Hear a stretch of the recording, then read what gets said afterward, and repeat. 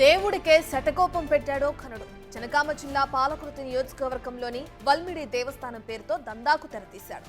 సీతారాముల కళ్యాణం టికెట్లు, చందాల పేరుతో నకిలీ రసీదు బుక్కులు ముద్రించి ఈవో అధికారుల సంతకాలు ఫోర్జరీ చేశారు. విషయం దేవాదాయ శాఖ కమిషనర్ దృష్టికి వెళ్లడంతో విచారణ జరిపారు.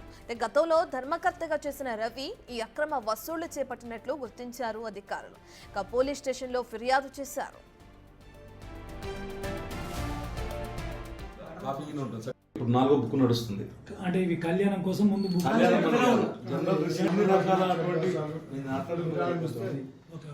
అన్ని రకాల పేమెంట్స్ ఇలా రాయడం జరుగుతుంది. మనకు టికెట్లు కాకుండా వేరే ఏదైతే డబ్బులు వస్తాయో ఆ బుక్లన్నీ ఆ అమౌంట్ మొత్తం చందాలన్నీ కూడా చందాలు ఏవైతే ఉన్నాయో ఆ అమౌంట్ అంతా కూడా ఇందులో రాయడం జరుగుతుంది.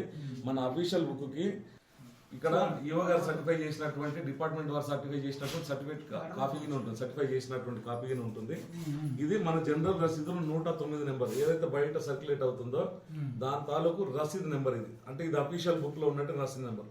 కొంతమంది వ్యక్తులు కావాలనేటువంటి ఉద్దేశంతో దేవస్థానం బ్లేమ్ చేయాలనేటువంటి ఉద్దేశంతో ఇది చేసినటువంటి పని వాళ్ళ మీద. పూర్తి డీటెయిల్స్ అందించడానికి మా ప్రతినిధి వేణు అందుబాటులో ఉన్నారు. రైట్ వేణు, ఎప్పటి నుండి జరుగుతుంది ఇదంతా? ఎప్పుడు వెలుగులోకి వచ్చింది? పోలీసుల విచారణ ఇక్కడ వరకు వచ్చింది? సంవత్సరం నుంచి కాలంగా ఈ యొక్క నకిలీ రసీదు బుక్కులు ఏర్పాటు చేసి చందాలు దాదాపు 10 లక్షల పైగా వసూలు చేసినట్లయితే ప్రాథమికంగా ఆలయ అధికారులు గుర్తించారు. అయితే ప్రస్తుతానికి శ్రీరామనవమి వేడుకలు ఉండడంతో రాముని కళ్యాణం కోసం అంటూ కూడా 2500 రూపాయల రసీదు బుక్కులు వాళ్ళకి ఇవ్వడము, దాంతో పాటుగా కళ్యాణం కోసము భారీగా ఖర్చు అవుతుంది, దేవుని కళ్యాణం కోసం చందాలు ఇవ్వాలంటూ కూడా చాలా మంది వద్దకు వెళ్లడంతో ఈ తతంగం అంతా వీళ్ళలోకి వచ్చింది. అయితే వీళ్ళు ఇచ్చేటువంటి అఫీషియల్ బుక్కులకు ఈ నకిలీ బుక్కులకు మధ్య ఉన్నటువంటి నెంబరింగ్ లో తేడా ఉండడంతో ఆలయ ఈవో గుర్తించి అసలు ఎవరు ఈ రసీదులు ఇస్తున్నారని గుర్తించిన తర్వాత గతంలో దేవాలయానికి ధర్మకర్తల మండలిలో పనిచేసినటువంటి రవి అనే వ్యక్తి ఇట్లాంటి నకిలీ బుక్కులను ముద్రించి అటు ఈవో అది ఆలయ సంబంధించినటువంటి ఆ ముద్రను కూడా తాను నకిలీ ఏర్పాటు చేసి అది ఫేక్ సృష్టించి ఈ విధంగా చుట్టుపక్కల గ్రామాల లోపల చందాలు వసూలు చేసినట్లుగా ప్రస్తుతం అయితే వెలుగులోకి వచ్చింది. ఇక రవి అనే పేరుతోని పోలీస్ స్టేషన్ లో కేసు నమోదు చేసి ప్రస్తుతం విచారణ జరుగుతుంది. అసలు ఎన్ని ఏళ్ళ నుంచి జరుగుతుంది,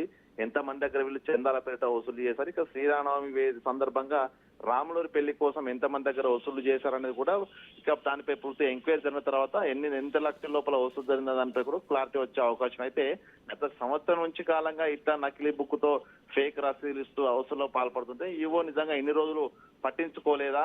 ఆలయానికి వచ్చేటువంటి రాములూరి కళ్యాణం కోసం గత సంవత్సరం కూడా వచ్చినప్పుడు ఫేక్ సంబంధించిన రసీదులు ఎందుకు గుర్తించలేదనేది ప్రధానంగా ఇక్కడ చర్చనీయాంశంగా మారింది. ఈవోకు సంబంధించి కానీ ఆలయం ఉన్నటువంటి అర్చకులు కానీ ఈ రసీదులు గుర్తించకుండా ఉంటారా? సో వాళ్ళ ప్రమేయం కూడా ఇందులో ఉందా అనేటువంటి అనుమానాలు కూడా వ్యక్తం అవుతుంది. ఇక పోలీస్ ఎంక్వైరీలో ఉన్న పూర్తి డీటెయిల్స్ తెలిసే అవకాశం అయితే ఉంది. రత్న.